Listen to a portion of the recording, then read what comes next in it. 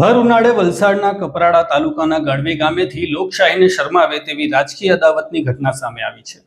ચૂંટણીમાં અપેક્ષા મુજબ મત ન મળવાના રોષમાં એક સ્થાનિક ભાજપ કાર્યકરે આખા ફળિયાનું પાણી જ બંધ કરી દેતા ગ્રામજનોમાં ભારે આક્રોશ વ્યાપ્યો છે. ગાઢવી ગામના તાંબડમાળ ફળિયામાં વર્ષો પહેલા સરકારી ખર્ચે એક હેન્ડપંપ બનાવવામાં આવ્યો હતો. આ બોર સ્થાનિક ભાજપ કાર્યકર અને મધ્યાહન ભોજન યોજનાના સંચાલક એવા અમરેશ તુલજી બુથલની ખાનગી જમીનમાં આવેલો હતો. હવે ગ્રામજનોના આક્ષેપ મુજબ ચૂંટણીમાં આ વિસ્તારમાંથી ભાજપને ઓછા મત મળતા અમરેશે રાજકીય અદાવત રાખી 17 મેથી હેન્ડપંપ પરથી પાણી લેવા પર સ્વયંભૂ પ્રતિબંધ મૂકી દીધો છે. તેમણે ગ્રામજનોને ધમકાવતા કહ્યું કે સરકારી બોર ભલે રહ્યો પણ જમીન મારી છે, અહીંથી કોઈને પાણી નહીં મળે. આ હેન્ડપંપ ફળિયાના 35 પરિવારોના 200થી વધુ લોકો માટે પાણીનો મુખ્ય સ્ત્રોત હતો. પાણી બંધ થતા મહિલાઓ અને નાની દીકરીઓ 40 ડિગ્રી તાપમાં 800 મીટર દૂર જંગલના પથરાણ રસ્તાઓ પરથી પાણી લાવવાની ફરજ પડી રહી છે.